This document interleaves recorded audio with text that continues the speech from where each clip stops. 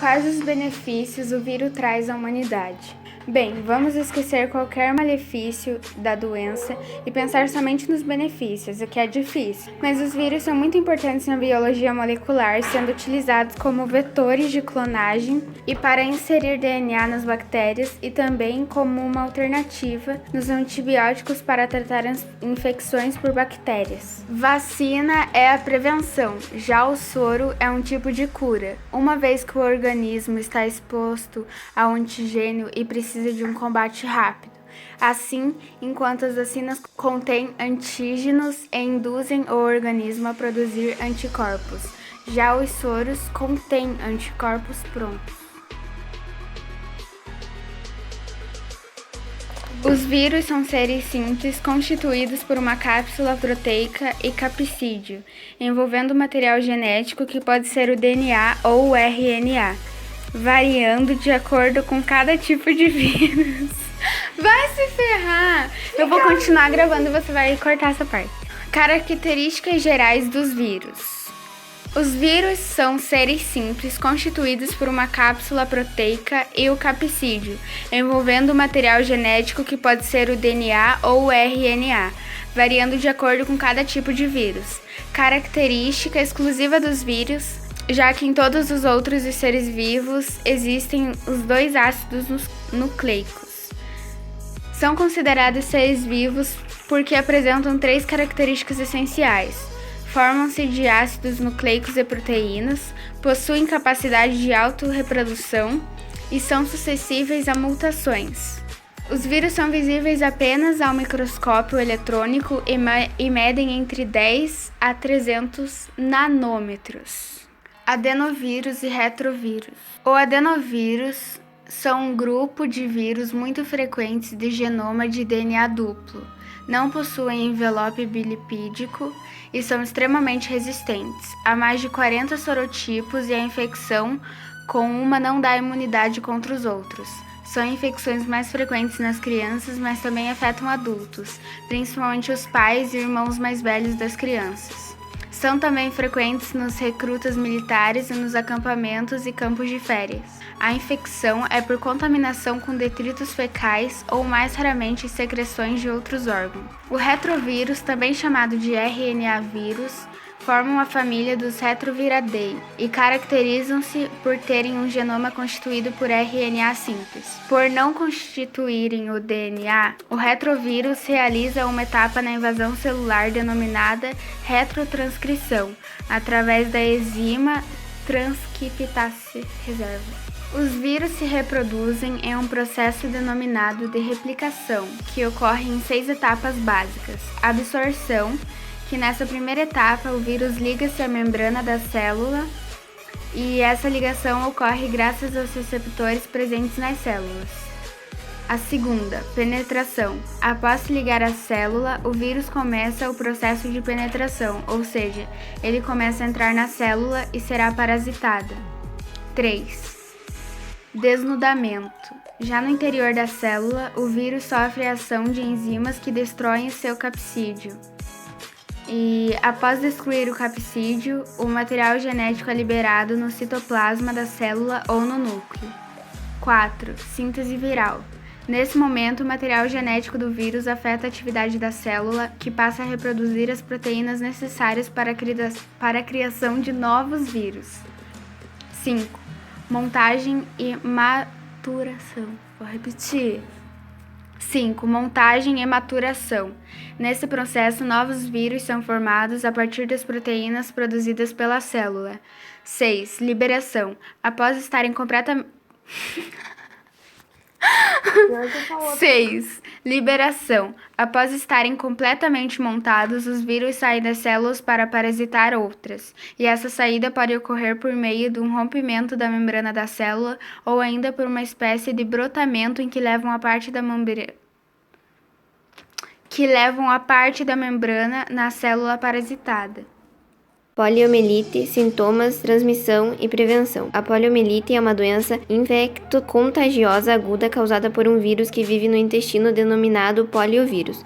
Embora ocorra com maior frequência em crianças menores de 4 anos, também pode ocorrer em adultos. O período de incubação da doença varia de 2 a 30 dias, sendo em geral de 7 a 12 dias. A maior parte das infecções apresenta poucos sintomas, forma subclínica ou nenhum e esses são parecidas com os de outras doenças virais ou semelhantes a infecções respiratórias como gripe, febre e dor de garganta, ou infecções gastrointestinais, como náuseas, vômitos, constipações, prisão de ventre, dor abdominal e raramente diarreia. Cerca de 1% dos infectados pelo vírus pode desenvolver a forma paralítica da doença, que pode causar sequelas permanentes, insuficiência respiratória e, em alguns casos, levar à morte. Transmissão. Uma pessoa pode transmitir diretamente para outra a transmissão do vírus da poliomielite.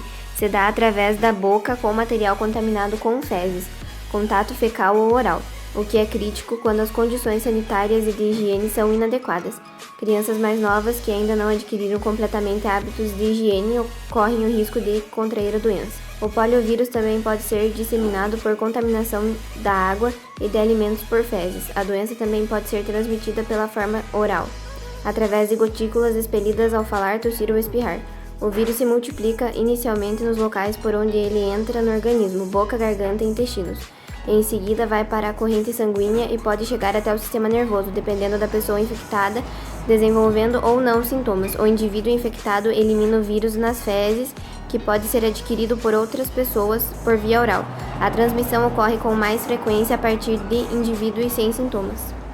Prevenção. A poliomielite não tem tratamento específico. A doença deve ser evitada tanto através da vacinação contra a poliomielite, como de medidas preventivas contra doenças transmitidas por contaminação fecal de água e alimentos. As más condições habitacionais, a higiene pessoal precária e o elevado número de crianças numa mesma habitação também são fatores que favorecem a transmissão da poliomielite.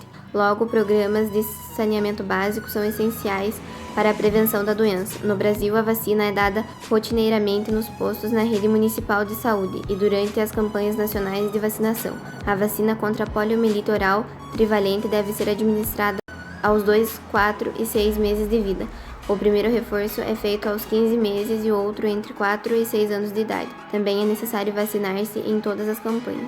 A AIDS é uma doença que ataca o sistema imunológico devido à destruição dos glóbulos brancos. A AIDS é considerada um dos maiores problemas da atualidade pelo seu caráter pandêmico, que ataca ao mesmo tempo muitas pessoas numa só região e pela sua gravidade. A infecção da AIDS se dá pelo vírus HIV, vírus que ataca as células do sistema imunológico, destruindo os glóbulos brancos.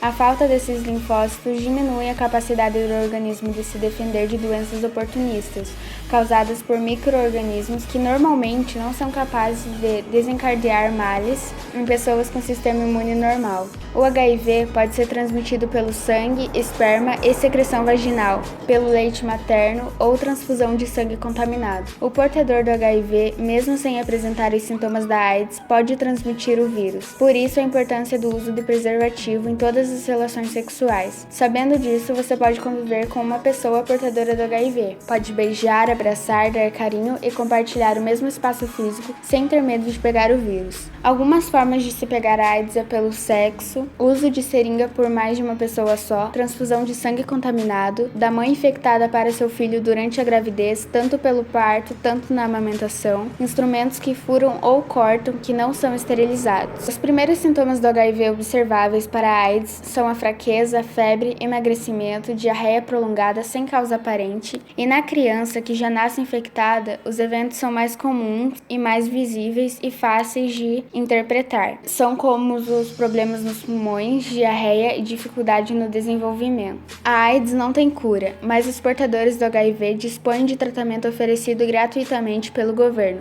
Ao procurar ajuda médica em um dos hospitais especializados em DTS e AIDS, o paciente terá acesso ao tratamento retroviral. O objetivo do tratamento é prolongar a sobrevida e melhorar a qualidade desse tempo, e pela redução da carga viral e a reconstrução do sistema imunológico, e o atendimento é garantido pelo SUS, por meio de uma ampla rede de serviços. O Brasil distribui 15 medicamentos antirretrovirais na rede pública da saúde. Esses medicamentos retardam o aparecimento da AIDS e possibilitam maior qualidade de vida para o portador do vírus. Os antirretrovirais agem na redução da carga viral e na reconstrução do sistema imunológico. Para evitar a transmissão da AIDS, recomenda-se o uso de preservativo durante a relação sexual, uso de seringas e agulhas descartáveis, teste prévio no sangue ao ser transfundido e uso de luvas quando estiver manipulando feridas ou líquidos potencialmente contaminados.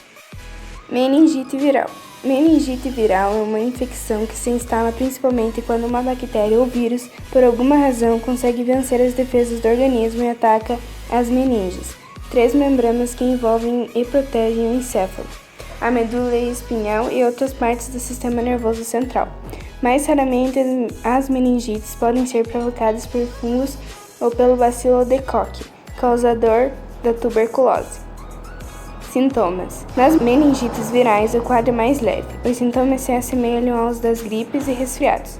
A doença acomete principalmente as crianças que têm febre, dor de cabeça, um pouco de rigidez da nuca, inapetência e ficam irritadas. Uma vez que os exames tenham comprovado tratar-se de meningite viral, a conduta é esperar que o caso se resolva sozinho, como acontece com as outras viroses. Em pouco tempo, os sintomas aparecem: febre alta, mal-estar, vômitos, dor de cabeça e no pescoço, dificuldade para encostar o queixo no peito e às vezes manchas vermelhas espalhadas pelo corpo.